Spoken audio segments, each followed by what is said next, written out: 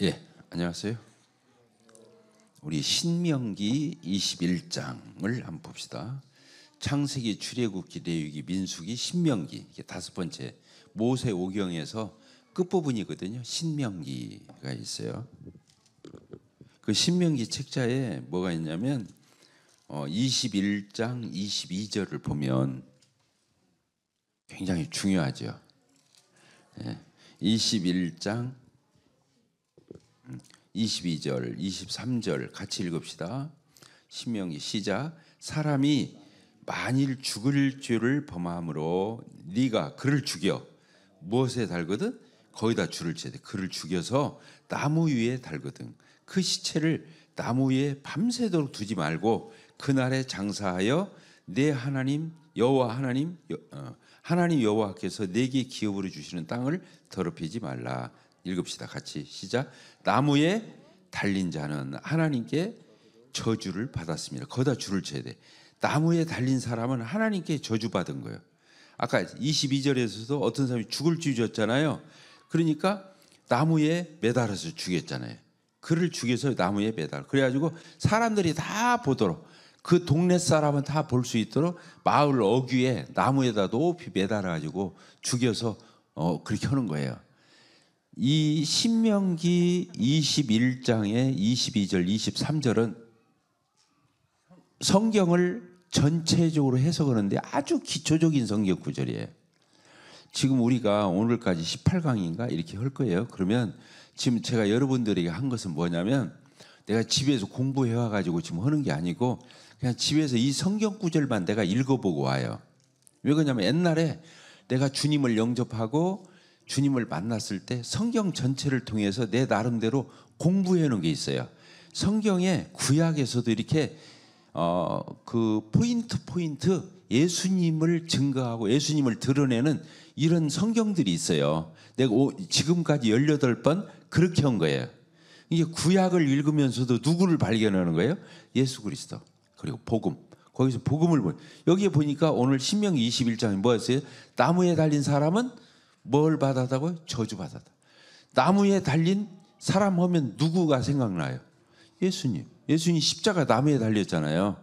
예수님이 뭘 받은 거예요? 저주받은 거예요.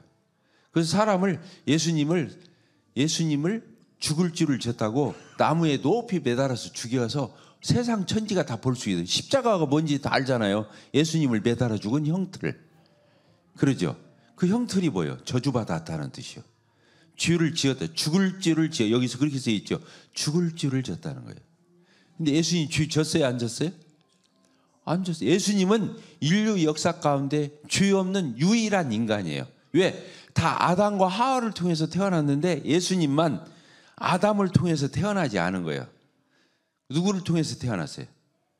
예수님이 그 누구에게 태어났냐면 성모 마리아의 씨를 누가 심은 거예요? 성령께서. 성령으로 말미암아 잉태했잖아요. 그러니까 예수님은 주의 유전을 받았어요? 안 받았어요? 안 받았어요. 그러니까 그의 생애 가운데 예수님이 33살에 죽었잖아요. 30살에 공생애를 시작하고. 그런데 그 33년 6개월 동안 죄를 안 지으셨어요. 왜? 아담 안에서 죄인이 아니었기 때문에 죄를 안 지어도 끄떡 없는 거예요. 근데 우리는 다 아담 안에서 낳고 해서 우리 여기까지 왔잖아요. 근데 겉으로는 도덕 윤리적으로 살고 양반처럼 요조 숙녀처럼 하지만 내 속에는 죄가 확 자리 잡고 있는 거예요. 뿌리채. 그래서 누가 나를 건드리면 그게 나오는 거예요. 그것이 안 나올 사람은 없는 거예요. 왜? 아담 안에서 죄성, 원죄성이라고 따릅니다. 원죄성. 원죄성. 엄마 뱃속에서 태어날 때부터 죄의 씨를 갖고 태어나는 거예요. 내 안에 죄가 씨가 있어. 그래서 이것이 모락모락 자라는 거예요. 어른이. 애들은 순진하게 보이는데 어른은 애들도 죄인인 거예요. 죄의 씨가 있으니까. 아직 겉으로 확연하게 우리에게 눈에 띄지 않는 것이지 죄가 있는 거예요. 그런데 이제 커나가면은 그냥 세상에 친구들에게 어울려서 이 죄가 그냥 자연스럽게 우리 일상이 되는 거예요. 그래서 죄인 아닌 인간은 있다 없다. 이 세상 천지에 다 아담 안에서 출생했기 때문에 원죄성을 가지고 있고 그 죄성이 있는 한 죄를 안 지을 수가 없어. 그러니까 죄를 지어서도 죄인이지만 더 정확한 답변은 죄를 안 지었어도 죄인이야. 왜? 그 안에 뭐가 있으니까? 쥐가 자 감나무가 있어요. 감나무가 있는데 이제 싹이 조금 나와. 지금 이파리도 안 폈어. 그러죠? 싹이 살살 나오잖아요. 겨울 동안 안 나왔다가 싹이 나와요. 이제 이파리가 이제 열릴 거거든요. 이제 꽃이 피고 거기에 열매가 감이 열릴 거예요. 그래요, 안 그래요? 근데 겨울에 아무 싹도 안 나고 이파리도 없고 꽃도 없고 열매도 없는데 그게 감나무예요? 감나무 아니에요? 감나무인 거예요. 그런데 감나무니까 감의 정체를 드러내는 거예요. 봄이 되니까 싹이 나오고 이파리가 피고 꽃이 피고 열매를 맺는 우리 인간이 똑같아요. 아기 때부터 태어날 때부터 주의 나무예요. 주나무. 따라합시다. 인간은 주의 나무다. 그래서 주의 씨가 다 들어있는 거예요. 그러니까 나중에 하면 주의 이파리가 나오고 주의 꽃이 나오고 주의 열매가 나오는 거예요. 그래서 저 감옥에 간 사람은 주의 열매가 두드러진 사람들, 세상 법에도 걸리는 사람들이 감옥 가 있는 거지, 감옥 안 간 우리는 그러면 착하냐? 그거 아니다는 거야. 속판 들여다보면 다 똑같아. 그 사람 충동적으로 절제 못해서 그렇게 된 거거든. 이해가 되죠? 물론 나쁜 사람도 있지만 우리도 나쁜 사람이에요. 사실은 드러나지 않은 나쁜 사람. 따라합시다. 나는 나쁜 사람이다. 나는 죄인이다. 그렇지. 아담 안에서 죄인인 거예요. 알겠죠? 그리고 이게 이제 아담과 우리는 연합되어 가지고 낳고 이제 시간이 우리 아버지가 나 낳았잖아. 우리 할아버지가 나나. 우리 증조 할아버지가 나를 낳았잖아. 낳고 해서 내가 온 거잖아요. 그러니까 아담 때부터 그 사람이 선악과 따먹고 죄를 지은 순간 모든 인간은 다 죄인이 된 거예요. 왜? 모든 인간이 누구에게서 나왔으니까? 아담에게서 나왔으니까. 그래서 따라합시다. 나는 아담 안에서 죄인이다. 그래서 모든 인간은 죄를 짓고 안 짓고를 떠나서 죄인인 거예요. 이게 성경에서 말하는 아주 단순 명료한 정의예요. 근데 실제로 보면 그런 거고. 그렇잖아요. 기분 나빠요? 죄인을 죄인이라고 하는데 무엇이 기분 나빠? 뭔 얘기 알겠죠? 그러니까 나는 평생 괜찮아. 그래도 들으면 돼. 믿음은 들으면서 나는 거니까 괜찮아. 자, 봅시다. 그래서 우리가 다 죄인인데 예수님만 아담에게서 태어나지 않았다니까. 여자는 마리아가 예수님을 낳았어도 마리아가 가지고 있는 죄를 물려줄 수는 없어요. 왜? 여자는 죄를 못 물려줘요. 피를. 자기 씨를 못 물려준다고. 이해가 되죠? 이해가 안 되나? 네. 여자는 우리 차수정 씨가 애들 낳았어요, 안 낳았어요? 낳았죠? 우리 자매님 조정우 낳았어요, 안 낳았어요? 낳았는데 정작 내가 낳았는데 성씨, 씨는 나한테 씨를 심은 사람의 성씨를 붙여주지 여자의 씨를 붙여주지 못하는 거예요. 근데 요새는 막 엄마하고 아빠하고 성씨를 합쳐가지고 막 그렇게 부르더만 그건 반인륜적인 것이고 반성경적인 거예요. 알겠죠? 그러니까 예수님만 여자가 직접 난 거야. 따라합시다. 예수님은 여자의 후손이다. 남자 아담의 후손이 아니라는 거예요. 그러니까 예수님은 죄 없고 죄를 안 지었고 죄를 안 지었는데 제일 극형을 받은 사람이 예수 그리스도예요. 제일 극형이 뭐예요? 십자가. 십자가가 뭐예요? 여기 저주받은 사람. 예수님이 저주받은 거예요. 누구를 위해서? 누구 죄를 짊어지고? 예수님이 모든 인간들의 아담 안에서 태어난 모든 인간들의 죄를 예수님이 보라 세상 죄를 지고 가는 하나님의 어린 양이신 예수를 보라. 하나님의 어린 양 예수 세상 죄를 지고 가는 세상에 태어날 모든 인간들의 죄를 대신 담당해서 짊어지고 가는 하나님의 어린 양이라는 거예요. 그러니까 그 속에 누구 죄도 있어요? 따라합시다. 내 죄도 예수님이 짊어지고 가셨다. 그래서 예수님이 십자가에서 극형을 저주를 받았잖아요. 나무에 달린 자는 저주 아래에 있다고 그랬는데 저주를 받아서 거기서 사람이 당할 수 있는 모욕 수치. 그래요, 안 그래요? 모욕. 옷을 빨개 입어놓고 그 옷을 속옷을 나누었으니까 노마 병정들이 그렇잖아요. 뺨 때리고 눈 흘기고 성경에 그대로 써 있어요.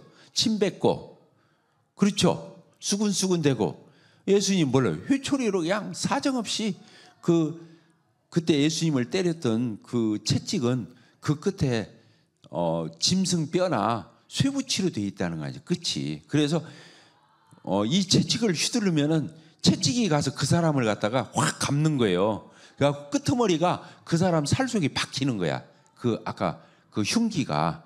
근데 그 놈을 도로 채찍을 거둘 때 그 채찍에 맞았던 그 살이 찢기고 상하고 그 살찜이 튀쳐나오는 거예요. 그 사이로 뭐가 흐르는 거예요. 근데 예수님이 머리끝부터 발끝까지 성한 곳이 없이 맞으셨어.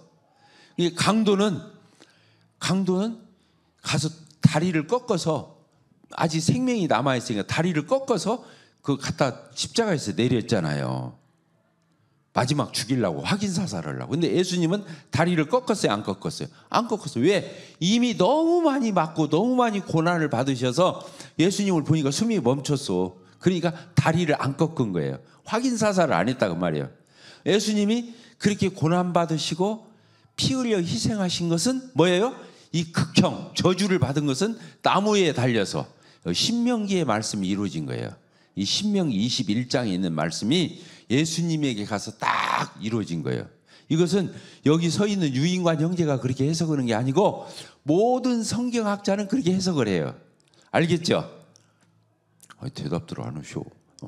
그러니까 이 말씀은 내가 사사롭게 이렇게 풀이하는 게 아니다 그거예요. 근데 이게 어디에 써 있냐면 갈라디아서에 써 있어요.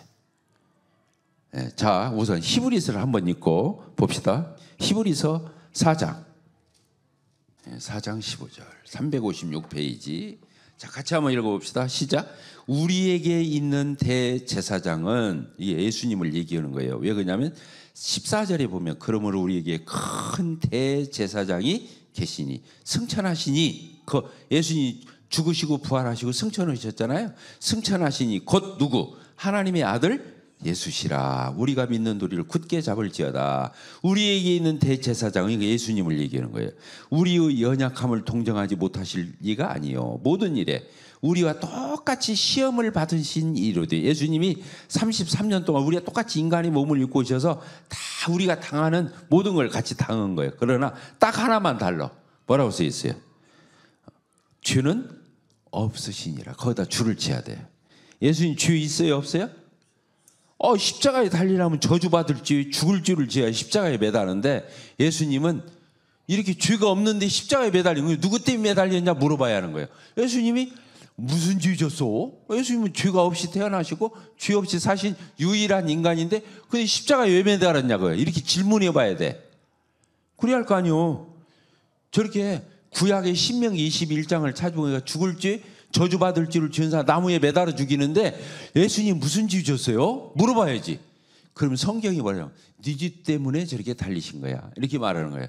따라서 예수님은 나 때문에 십자가에 매달려 죽으셨다. 이것을 믿는 사람을 크리스찬이라고 하는 거예요.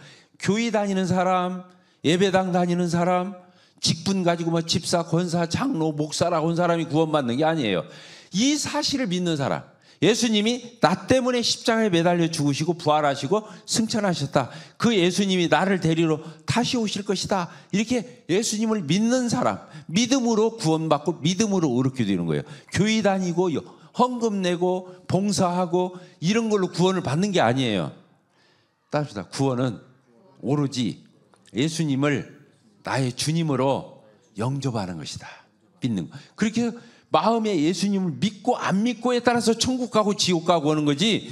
교회 몇 년 다녔냐, 직분이 뭐냐, 세례를 받았냐 안 받았냐, 뭐 교회를 막 짓는데 헌금을 자기가 거의 다 냈다, 이런 것은 턱걸만큼도 기여가 될 수가 없어요. 그것은 구원받은 사람의 결과론적으로 이렇게 구원받은 것이 감사해서 은혜로 내면 내는 거지, 그것 때문에 천국 가는 것은 아니다. 그러니까 행위로 뭔가 내가 행위가 있어서 구원받을 것 같은 사람은 구원을 못 받은 사람이 아직도. 이해가 됐죠? 그래서 구원은 뭐예요? 따라서 구원은 선물이다.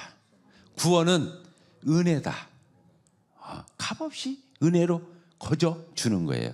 이게 하나님이 그래서 아버지인 거야. 아버지는 자식한테 계산하고 영수증 떼주고 돈 주고 용돈 주고 하는 게 아니야. 나중에 커서 직장 가지면 다 받으려고 하는 분이 아니야. 그냥 없어서 못 주는 거예요. 부모는 일방적으로. 그걸 뭐라 하냐면 아가페 사랑이다 그러는. 아가페 사랑은 조건 없는 사랑, 무조건적인 사랑. 들어봤어요? 안 들어봤어요? 하나님의 사랑만 조건이 없는 거예요.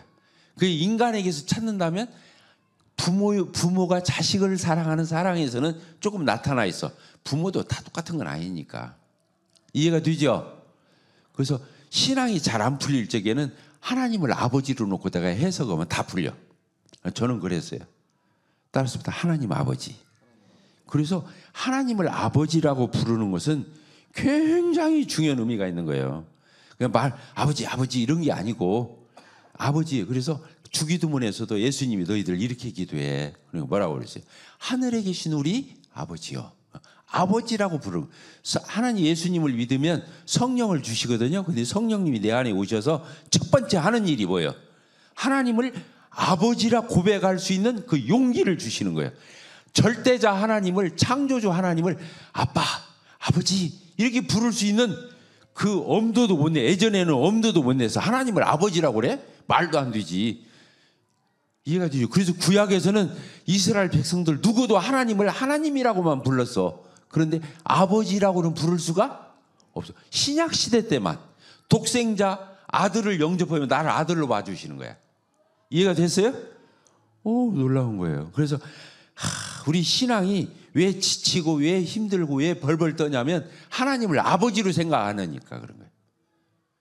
아버지가 때로는 무섭기도 하지만 근본적으로 무서운 건 나 죽여? 잘못하면? 아버지는 아니야. 자식을 못 이긴다는 거 아니야. 무조건 져주는 거예요. 부모 사랑이잖아요. 그래서 아까 히브리서 보니까 예수님은 뭐가 없다? 죄가 없으시다. 예수님이 죄가 있으면 자기 죄 때문에 매달린 거예요. 그러니까 대속의 희생이 될 수가 없어요. 예수님 죄가 없는데 왜 죽어? 저주를 왜 받아? 모든 인간들의 죄를 다 쓸어 담아서 자기가 짊어지고 가서 예수님 대신 저주받은 거예요. 왜? 한 인간인데 그분은 인간이자 하나님이시기 때문에 모든 인간들의 죄를 다 자기가 덮었을 수 있고 다 대신 갚아줄 수 있는 하나님의 피니까 인간이자 하나님. 따라서 예수님은 인간으로 오셨지만 하나님이시다. 하나님의 아들이자 하나님. 그래서 삼위일체 하나님 헐저가 예수님이 들어가는 거예요. 성부, 성자, 성령. 성자 하나님. 그래서 요한복음 1장에 태초에 말씀이 계신 이 말씀이 하나님 아버지와 함께 있었는데 이 말씀은 곧 하나님이다. 하나님 아버지 옆에 있는데 하나님이다 하는 거예요. 이게 그러니까 예수님은 놀라운 거예요. 한 인간에 불과한 거예요? 아니요. 모범생 예수가 아닌 거예요. 이분은 대속주로 오신 예수예요. 이것은 신학교, 신학원에서, 신학대학원에서 강의해야 할 일이요. 여러분들하고 지금 내가 차원이 맞는가 모르겠어요.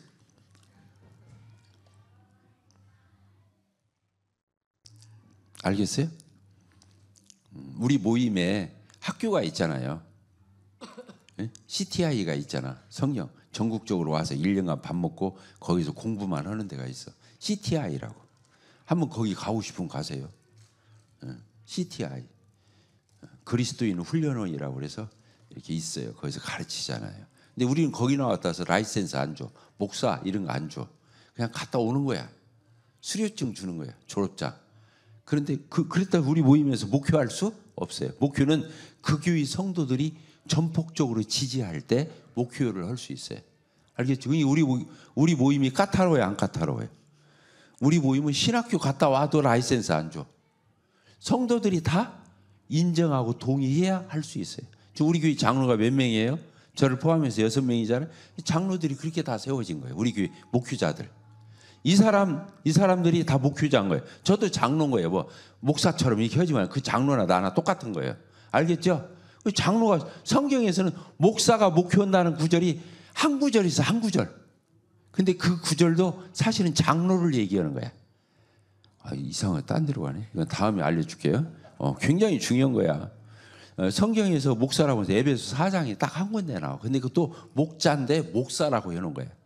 그 목사가 그렇게 오늘날 교회를 다 가르치고 다 교회를 운영한다면 목사가 성경에 수도 없이 나와야지. 근데 한 번 나오는데 그게 기독교를 도배해버린 거야. 성직자처럼. 안 그래요. 장로가 목표를 했던 거예요. 성경을 연구해 보세요. 자, 차수정 씨 이름이 조성의 이 예. 하나 둘을 헐지가 이 예. 우리 조승희 자매님 차수정 씨 예.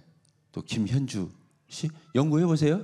성경에 장로라 교의 목표를 누가 했는가 사도행전이나 성경은 신약 성경에서 막 덮어보세요.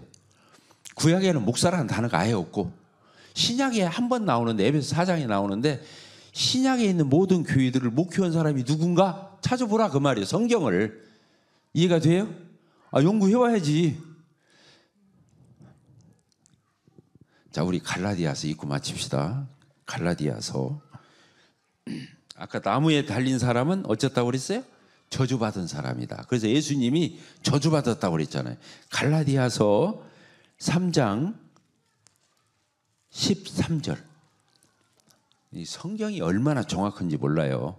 갈라디아서 3장 13절 읽어봅시다. 시작. 그리스도께서 우리를 위하여 뭘 받았다고 그랬어요? 자, 저주받았다고 했잖아요. 예수님이 십자가에서 왜 저주받았냐? 물어봐야 한다는 거예요. 죄가 없는데. 그러면 내 죄 때문에 예수님이 십자가에서 저주받았어요. 이게 우리의 저주를 받았다고 써있죠. 이렇게 믿는 사람이 크리스찬이에요. 교회 다니는 사람이 크리스찬이 아니에요. 이렇게 믿는 사람. 뭐라고? 그리스도께서 우리를 위하여 저주를 받은 바 되사 율법의 저주에서 우리를 뭐 됐어요? 속량, 죗값을 갚아주셨으니. 읽읍시다. 시작. 기록된 바 나무에 달린 자마다 저주 아래 있는 자라 하였으면. 그 신명기를 갖다 여기다 딱 인용해 놓은 거예요. 자, 저를 봅시다. 성경이 신기해요, 안 신기해요? 나는 이게 가르치면서도 신기해. 성경이 이렇게 정확하다는 거예요. 예. 아까 신명기는 몇 년 전에 쓰이냐면 모세를 통해서 신명기가 쓰여졌는데 BC 1500년 전에 쓰인 거예요. 그러니까 이 신약 성경 지금 갈라디아서는 AD 한 50년경에 쓰여졌어요.